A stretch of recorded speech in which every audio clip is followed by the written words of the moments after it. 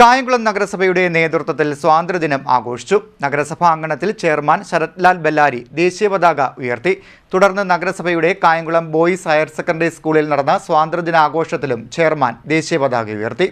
കായംകുളം നഗരസഭയുടെ നേതൃത്വത്തിൽ സ്വാതന്ത്ര്യദിനം വിപുലമായി ആഘോഷിച്ചു. നഗരസഭാ അങ്കണത്തിൽ രാവിലെ 9 മണിക്ക് നഗരസഭാ ചെയർമാൻ ശരത്ലാൽ ബെല്ലാരി പതാക ഉയർത്തി. ഗാന്ധി പ്രതിമയിൽ ഹാരാർപ്പണം നടത്തുകയും ചെയ്തു. തുടർന്ന് നഗരസഭയുടെ ആഭിമുഖ്യത്തിൽ കായംകുളം ബോയ്സ് ഹയർ സെക്കൻഡറി സ്കൂളിൽ സ്വാതന്ത്ര്യദിനാഘോഷം നടന്നു. നഗരസഭാ ചെയർമാൻ ദേശീയ പതാക ഉയർത്തി. വിവിധ സ്കൂളുകളിലെ NCC SPC കേഡറ്റുകളുടെ സല്യൂട്ട് സ്വീകരിച്ചു. ചടങ്ങിൽ നഗരസഭാ കൗൺസിലർമാർ, പൗരപ്രമുഖർ, നഗരസഭാ ജീവനക്കാർ, പോലീസ്, എക്സൈസ്, അഗ്നിരക്ഷാസേന ജീവനക്കാർ തുടങ്ങിയവർ പങ്കെടുത്തു.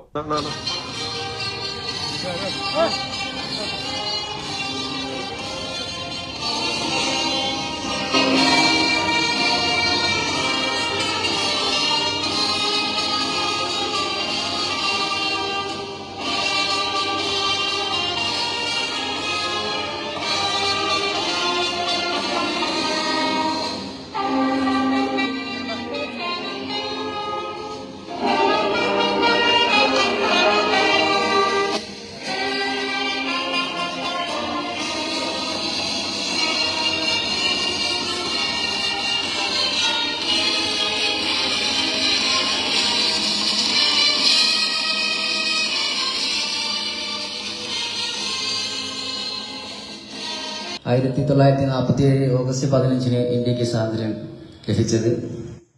മഹാത്മാഗാന്ധിയുടെ നേതൃത്വത്തിലുള്ള അഹിംസാ സമരങ്ങളിൽ നിരവധി പോരാട്ടങ്ങളും നീണ്ട വർഷത്തെ പ്രക്ഷോഭങ്ങളുമാണ് നമ്മുടെ രാജ്യത്തിന്റെ സ്വാതന്ത്ര്യം കിട്ടിയത്. അന്നേ ദിവസം അർദ്ധരാത്രിയിൽ ആദ്യത്തെ പ്രധാനമന്ത്രി ജവഹർലാൽ നെഹ്റു ചരിത്ര പ്രസിദ്ധമായ ഒരു പ്രസംഗം നടത്തി ഡൽഹിയിലെ ചെങ്കോട്ടയിൽ ദേശീയ പതാക ഉയർത്തി. നമ്മളും ഇപ്പോൾ ആ പതാക വീണ്ടും ഉയർത്തിക്കഴിഞ്ഞു. സ്വാതന്ത്ര്യം എന്നത് വെറുമൊരു അവകാശമല്ല, അതൊരു വലിയ ഉത്തരവാദിത്വം കൂടിയാണ്. രാജ്യത്തിന്റെയും നമ്മൾ അധിവസിക്കുന്ന നാടിന്റെ പുരോഗതിക്കും നമ്മെ കൊണ്ട് ആകുന്ന രീതിയിൽ പ്രവർത്തിക്കാൻ നാം ഓരോരുത്തരും പ്രതിജ്ഞ എടുക്കേണ്ടതാണ്. നമ്മുടെ ഭരണഘടന മുന്നോട്ട് വെക്കുന്ന മൂല്യങ്ങൾ കാത്തു സൂക്ഷിക്കാനും രാജ്യത്തിന്റെ അഖണ്ഡതയും മതനിരപേക്ഷതയും സംരക്ഷിക്കാനും നാം ഒരുമിച്ച് നിൽക്കണം.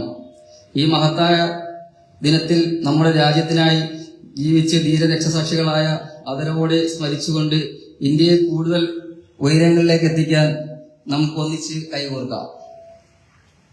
ഇനി വിദ്യാർത്ഥികളോട് പ്രത്യേകമായി ഉണർത്താനുള്ളത്, നമ്മുടെ സ്വഭാവവും അച്ചടക്കവും സഹാനുഭൂതിയും കഠിനാധ്വാനവും പുലർത്തി പഠിച്ചു വളർന്ന് നമ്മുടെ രാജ്യത്തിന്റെ പുരോഗതിക്ക് സംഭാവന നൽകുന്ന നല്ല പൗരന്മാരാകണം. ഐക്യവും സമാധാനവും സാഹോദര്യവും കാത്തുസൂക്ഷിക്കുന്ന ഇന്ത്യയെ നമുക്ക് ഒരുമിച്ച് സൃഷ്ടിക്കാം. ഒരിക്കൽ കൂടി എല്ലാവർക്കും ഹൃദയം നിറഞ്ഞ സ്വാതന്ത്ര്യ ദിനാശംസകൾ. ജയ് ഹിന്ദ്. CDNet news, Kayamkulam.